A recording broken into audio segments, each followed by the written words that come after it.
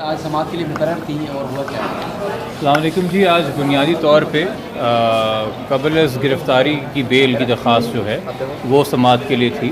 اس کے ساتھ ہم نے ایک درخواست ایم ایل او کے لیے دی ہوئی تھی جس پہ کل وقت لے کے گئے تھے ملزم کے وکیل, تو وہ آج سماعت کے لیے تھی. اور پہلے سے ایک درخواست جمع کرائی ہوئی تھی 164 کا بیان کرانے کے لیے ملزم نے, اس سے بھی کسی سٹیج کے اوپر اگر بحث ہوگی تو ہوگی. آج ملزم کا اختصار تھا کہ جی جب تک چلان ڈیسائیڈ نہ ہو تب تک بیل ڈیسائیڈ نہ ہو. میرے نزدیک یہ قانون کے اندر جدت پیدا کرنے والی بات ہے. ہماری پوری کرمنل جورسپروڈنس میں ایک نئی ایجاد آئی ہے کہ جب تک چلان ڈیسائیڈ نہ ہو بیل ڈیسائیڈ نہ ہو, خاص طور پہ وہ بھی پری اریسٹ بیل. ایسا نہ کوئی قانون ہے نہ کچھ ہے. خیر چونکہ وہ کسی بھی بات پہ راضی نہیں ہو رہے تھے اور میرے خیال میں چاہ ہی رہے تھے کہ کسی طریقے سے آج کا وقت گزر جائے اور آگے میٹر ڈیٹ چلا جائے, جو کہ ایک معذرت کے ساتھ مجھے کہنا پڑے گا ایک تواتر سے ایک تسلسل بن گیا ہے. 1 مہینے سے اوپر ہو گیا ہے یہ بیل کی اپلیکیشن چل رہی ہے. تو یہ ٹیکٹکس ہیں جو انفارچونیٹ ہیں جو استعمال ہو رہے ہیں ملزم کی سائٹ سے. ایم ایل او کے اوپر ہاؤ ایور ڈسکشن ہوئی اور ہمیں ایم ایل او پہ رہنا تھا. میں اس پہ بھی اب تفصیل میں نہیں جاؤں گا کہ وہ کیا آرگومنٹس ہوئے. میرے خیال میں بہت مختصر میٹر تھا, ہم نے تو بہت مختصر بیان کر دیا تھا. مگر چلیں اکیوز کو اگر کورٹ سن رہا ہے تو اس کا حق ہے کہ وہ جو کچھ بھی پیش کرنا چاہے رکھنا چاہے رکھ سکتا ہے. وہ عدالت کے لیے کنسیڈر کرنا, میں تو نہیں تبصرہ کرنا چاہوں گا. بٹ ہماری مین گریونس یہ ہے کہ آج بیل اپلیکیشن چلنی چاہیے تھی اور وہ ڈیسائیڈ ہونی چاہیے تھی. بٹ چونکہ ہماری طرف سے یہ ایم ایل او اپلیکیشن تھی اور کم سے کم عدالت نے اس پہ پہل شروع کر دی. پھر اس وقت جتنا بھی لگا وہ ہر وکیل اپنی آرگومنٹس کے حساب سے ٹائم لیتا ہے, ہم نے بھی وقت لیا آف کورس. تو امید ہے کہ اب منڈے تک معاملات گئے ہیں. منڈے کو ایم ایل او پہ مزید گفتگو, مزید دلائل ہونے ہیں اور پھر بیل پہ بھی دلائل ہونے ہیں, اور امید ہے تب تک چلان بھی طے ہو جائے گا. تو جو فی الحال کچھ گریونسز اگر اکیوز کے وکیل کو ہیں یا ان کی کنٹینشن ہے تو وہ ایڈریس ہو جائے گی کہ چلان ایک بار ڈیسائیڈ ہو جائے گا. سر ایم ایل او پروسیکیوشن اور تفتیشی افسر چاہ رہے ہیں کہ ایم ایل او ہونا چاہیے. جناب پروسیکیوشن نے تو ہمارے آرگومنٹس اڈاپٹ کیے ہیں, انہوں نے سپورٹ کیا ہے. اور آئی یو کا اس وقت ثواب دید نہیں ہے چونکہ آئی یو چلان جمع کرا چکا ہے, 375 میں جمع کرا چکا ہے. اور جس اپلیکیشن کی وجہ سے یہ ساری بات بنی ہے وہ اپلیکیشن آئی یو نے خود جمع کرائی تھی. اپلیکیشن جمع کرا کے وڈرا تو نہیں کی گئی ہے, وہ تو جورسڈکشنس کی وجہ سے باقی معاملات کی وجہ سے میٹر ابھی تک لنگر آن ہو رہا ہے. تو اب منڈے کو امید ہے کہ ایم ایل او پہ جو بھی فیصلہ ہونا ہو جائے گا, بیل پہ جو بھی فیصلہ ہونا ہو جائے گا, اور چلان پہ جو بھی فیصلہ ہونا ہو جائے گا. دیکھیے نا, چلان پہ جو فیصلہ ہے وہ حتمی ہے, اس کو بھی اپیل کیا جا سکتا ہے ملزم کی طرف سے بھی ہماری طرف سے بھی سپریم کورٹ کے لیول تک. نہ جو بیل پہ فیصلہ ہونا ہے وہ حتمی ہے, اس کو بھی اپیل کیا جا سکتا ہے آل دا وے ٹو سپریم کو. اور جو ایم ایل او پہ فیصلہ ہونا ہے وہ بھی حتمی نہیں ہے. تو یہ میٹرز ہیں, یہ نارمل روٹین کے اندر چلتے ہیں, یہ چل رہے ہیں فی الحال, اور دیکھتے ہیں اس میں مزید کتنا وقت لگتا ہے.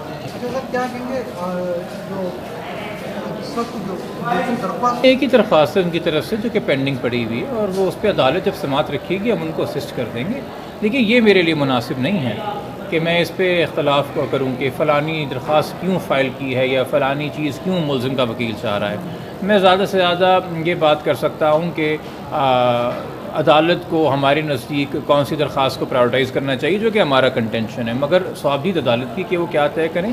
اسی طریقے سے ملزم کا اپنا رائٹ ہے کہ وہ اپنی کنٹینشن دے. میں فیلو پروفیشنل کالیگ یا لائر کے اوپر تو اس طرح کی کوئی کامنٹ نہیں کروں گا, اور یقینی طور پہ لائرز جو ہیں وہ کلائنٹس کی انسٹرکشنز فالو کرتے ہیں.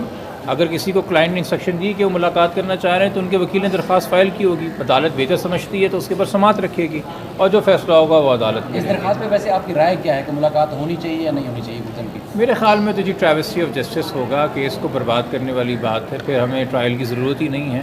اگر ملزم اور وکٹم کی ملاقاتیں ہوتی رہیں اور مستقل ٹیمپرنگ ہوتی رہے اور نئے بیانات اور طویل بیانات اور جو نئے مسئلے کھڑے ہو رہے ہیں ملزم کے لیے ان کو دور کرنے کے لیے انوکھے بیانات دیے جائیں, ٹیلر میڈ اسٹیٹمنٹس جو لینے کی کوشش کر رہے ہیں اکیوز, اگر یہ کرنا ہے تو پھر ہم اس ٹرائل کے اس پروسیس سے گزر کیوں رہے ہیں.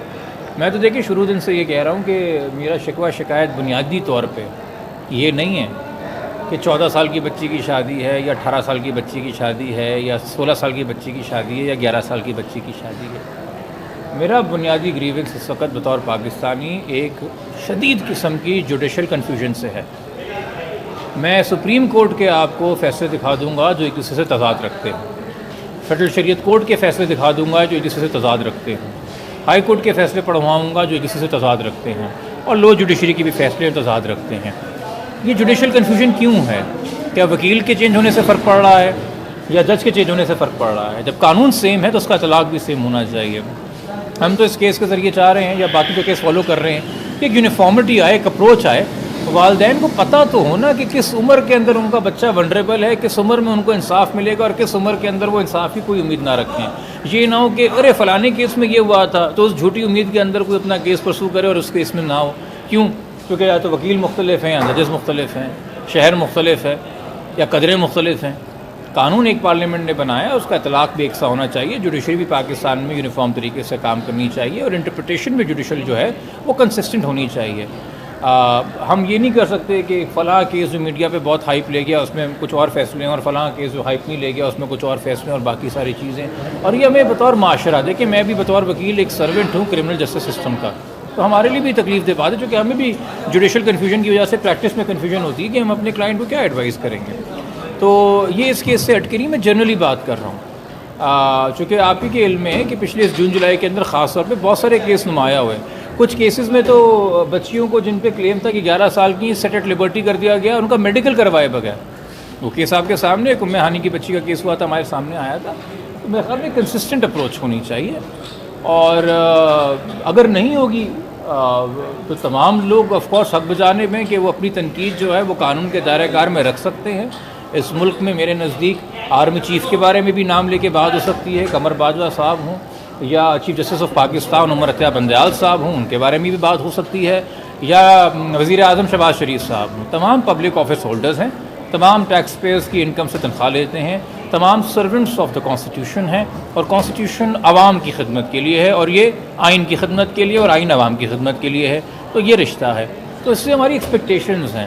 یہ جو میں آپ سے تبصرہ کر رہا ہوں, یہ بحث اس کیس سے اٹھ کے آف کورس ایک پولیٹیکل اور سوشل ڈائنامکس میں, تو میں یہ واضح کر دوں. بٹ چونکہ عوام کا انٹرسٹ بنا ہوا ہے اس کیس میں, جو اس پہرائے میں بات کر رہا ہوں, بہت ضروری ہے کہ کلیئرٹی آئے جوڈیشری کے اندر, ٹریننگ آئے, سینسٹائزیشن آئے. پارلیمنٹ نے جن مقاصد کے لیے قانون بنایا ہے ان مقاصد کے اوپر عمل درآمد ہو تاکہ یہ قانون ضائع نہ جائیں, رائے گا نہ جائیں. اور ٹریننگ ہونی چاہیے جوڈیشری کے اندر تھرو آؤٹ, تاکہ یہ کنفیوژن سے بھی ہم دور رہیں اور یہ پروسیسز, یہ کیسز جلدی چلیں. یہاں پہ ہمیں کم سے کم اس کیس کے اندر جو ایک اچھی بات ہے کہ یہ کیس ایک اسپیشل عدالت میں ایک جینڈر وائلنس کورٹ میں چل رہا ہے. تو یہاں پہ جو ٹریننگ ہے, سینسٹائزیشن ہے, اسپیشلائزیشن ہے, وہ آف کورس باقی عدالتوں سے مختلف ہے. مگر یہ سہولیات اس طریقے سے ہر جگہ ہر کیس میں مہیا نہیں ہوتی. تو اگین اگر یہاں ہمیں اسی نظام سے کوئی اچھی چیز مل رہی ہے, ہماری تو خواہش ہے پورے پاکستان کے ہر بچے کو ملے. عمران صاحب, والدین کی طرف سے ملاقات کی بچی سے کیوں نہیں درخواست دی گئی؟ کچھ لوگ سوال کر رہے ہیں کہ والدین بھی تو چاہتے ہیں درخواست دے سکتے ہیں عدالت سے. میں ان لوگوں سے ملنا چاہتا ہوں جو ماں سے زیادہ بےتاب ہیں اور باپ سے زیادہ بےتاب ہیں بچی سے ملنے سے. عجیب سا سوال لگتا ہے مجھے کہ لوگ سوال کر رہے ہیں کہ ماں کیوں نہیں مل رہی, باپ کیوں نہیں مل رہا. یقینی طور پہ وہ آپ سے زیادہ بےتاب ہے, ان کی سگی اولاد ہے, آپ تو اس کو آبزرو کر رہے ہیں, مگر ان کے تو کیا کہتے ہیں جگر کا ٹکڑا ہے. کچھ وجوہات ہیں, جب میٹرز قانون میں ہوتے ہیں تو وہ لیگل اسٹریٹجی اس میں آتی ہے. وہ ساری چیزیں میں تفصیل میں بیٹھ کے تو میڈیا سے نہیں ڈسکس کر سکتا. جبران صاحب, لوگوں کا یہ کہنا ہے, دیکھیں یہ میں اس بات کا قائل نہیں ہوں کہ اگر کوئی کیس میڈیا میں ہائپ ہو گیا ہے تو جلدی طے ہو جائے. دیکھیں اگر عوام بور ہو گئی ہے کیس سے تو وہ نیٹ فلکس پہ, امیزون پہ جائیں, وہاں پہ ملٹیپل سیزنز آتے ہیں, بنج واچ کر سکتے ہیں. 24 گھنٹے میں بدل جاتا ہے کہ آخری قسط میں کیا ہوا. میں لوگوں سے جلدی کیا ہوگا, مجھے یہ تو چلیں آپ لوگ مجھ سے لوگوں کے سوال بڑے پیار سے پوچھتے ہیں, لوگ خود مجھ سے جیسا سوال پوچھتے ہیں پکڑ پکڑ کے, کیا ہو رہا ہے, کیا ہونے والا ہے, اچھا اینڈ گیم بتا دو کیا ہوگا. یہ کس قسم کا تجسس ہے؟ ایک بچی کی پوری زندگی کا معاملہ ہے, معاشرے میں قانون کے اطلاق کا سوال ہے, چھوٹے بچوں کی سیکیورٹی اور بچیوں کی سیکیورٹی کے حوالے سے مسائل ہیں.